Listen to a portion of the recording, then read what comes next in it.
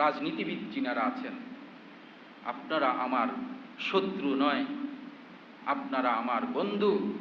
একসাথে জান্নাতে থাকতে চাই, একসাথে জান্নাতে যেতে চাই, শিরিক মুক্ত জীবন গড়েন।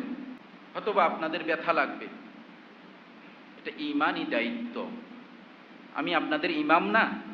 আমি যদি এই মুহূর্তে আপনাদেরকে সতর্ক না করি, কাল কিয়ামতের ময়দানে আল্লাহ পাকের আদালতে আমার জিহ্বাকে টেনে ধরবে, পেরেক মারা হবে। মুহতারাম হাজিরিন, রাজনীতিবিদ যিনারা আছেন, আপনারা আমার শত্রু নয়, আপনারা আমার বন্ধু। একসাথে জান্নাতে থাকতে চাই, একসাথে জান্নাতে যেতে চাই, শিরিক মুক্ত জীবন গড়েন, শিরিক মুক্ত জীবন গড়েন। হযরত মুফতি ওয়াক্কাস রাহিমাহুল্লাহ এদেশের ধর্মমন্ত্রী প্রতিমন্ত্রী ছিলেন, খুব বড় মাপের একজন মুফতি ছিলেন।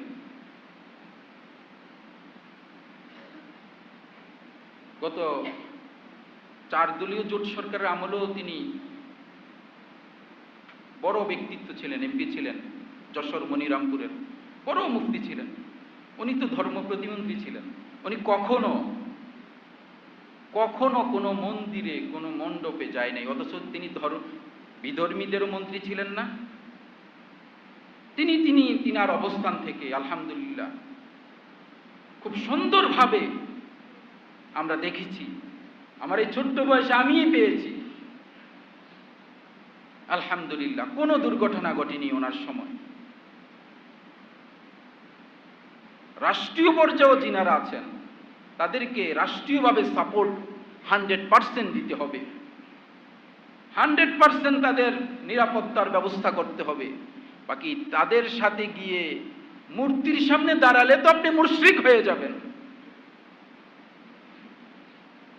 আপনি তাদেরকে বুঝ দেওয়ার জন্য দাঁড়ান, আর যেভাবে দাঁড়াইছেন তো তারা কি আপনার উপাসনালয় আল মসজিদু বাইতুল্লাহ, আল্লাহ পাকের ঘর মসজিদে তারা কি আপনার এই নামাজের সময় আসে? তারা আমাদের ঈদের জামাতে আসে? তারা আমাদের কোরবানিতে কি আমাদের গোশত খায়? বলেন না।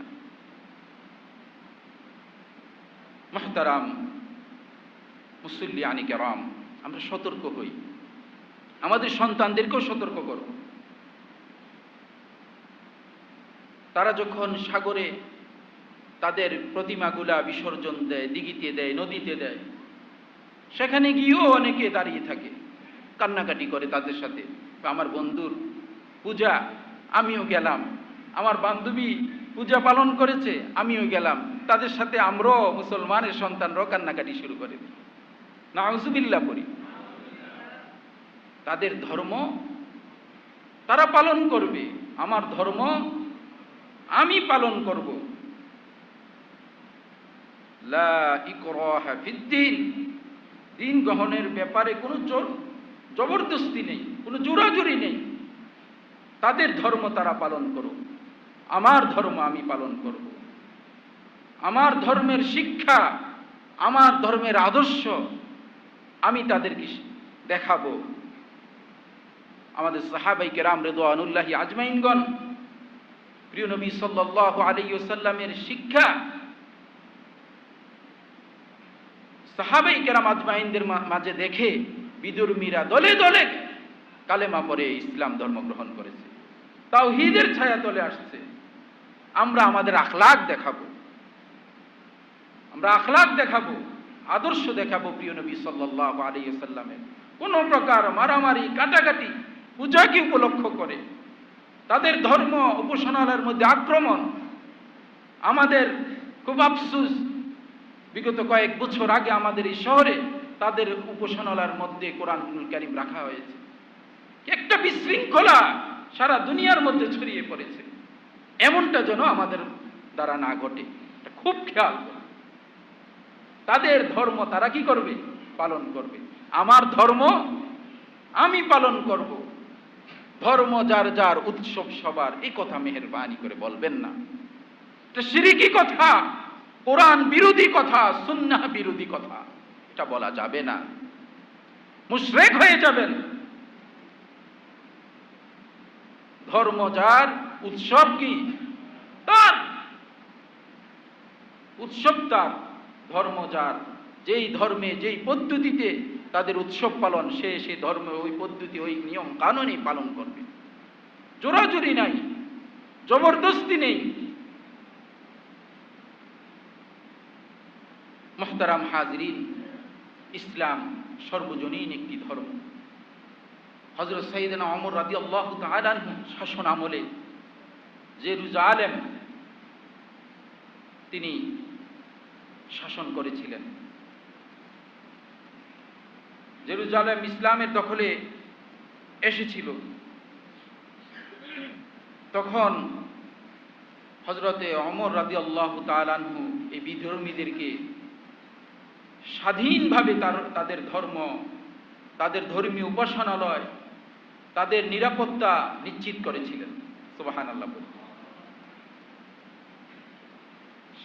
711 খ্রিস্টাব্দে স্পেনে 711 খ্রিস্টাব্দ থেকে 1492 খ্রিস্টাব্দ পর্যন্ত স্পেন মুসলমানরা শাসন করেছে। কে করেছে? মুসলমান শাসন করেছে। মুসলমান, ইহুদি, খ্রিস্টান, মুসলিম ঐক্যবদ্ধ হয়ে সামাজিক এই যে সম্প্রীতি এটা প্রতিষ্ঠিত করেছেন। মুসলমানদের নেতৃত্বে প্রতিষ্ঠিত হয়েছিল। ইহুদি, খ্রিস্টান, মুসলিমরা একাকার হয়ে সুন্দর ব্যবস্থাপনা করেছিলেন। ওই যুগকে স্বর্ণযুগ বলা হয়েছিল। বিশাল এক লম্বা সময় মুসলমানরা শাসন করেছিল। মুসলমানদের ইতিহাস তালাশ করলে বেদিন কাফেররা, মুশরিকরা, বিধর্মীরা মুসলমানদের থেকে নিরাপদ এবং সহনশীলতা পেয়েছে। আলহামদুলিল্লাহ। মুসলমানদের আখলাক, মুসলমানদের আদর্শ, মুসলমানদের নবী মুহাম্মদুর রাসূলুল্লাহ সাল্লাল্লাহু আলাইহি ওয়াসাল্লাম একটি মানবিক, এত বড় মানবিক মানবতা, এত বড় মানবতাবিদ পৃথিবীর ইতিহাসে আদম আলাইহিস সালাম থেকে নিয়ে পর্যন্ত কখনো আসেনি, আসবেও না। আমাদের নবী ছিলেন মানবতার নবী মুহাম্মদুর রাসূলুল্লাহ সাল্লাল্লাহু আলাইহি ওয়াসাল্লাম। তাই আসুন এই পূজাকে উপলক্ষ করে আমরা কোনো প্রকার কোনো দুর্ঘটনা আমরা ঘটাবো না। আমার দ্বারা, আমার সন্তানের দ্বারা যেন বিধর্মীরা কোনো কষ্ট না পায়, তাদের উদযাপন তারা করুক। নামাজ চলতেছে, তারা এদিক দিয়ে যেতেছে, আপনারা কি তাদেরকে আক্রমণ করবেন? না, করা যাবে না।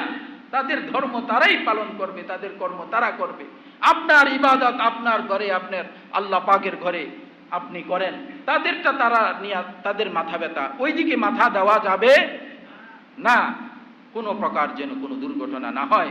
বিশেষ করে আমাদের এই শহরে আমরা সকলেই খেয়াল রাখবো, ইনশাআল্লাহ খেয়াল রাখবো তো। আল্লাহ আমাদেরকে তৌফিক দান করুক। ওয়া আখিরি দাওয়ানা আলহামদুলিল্লাহি রাব্বিল আলামিন।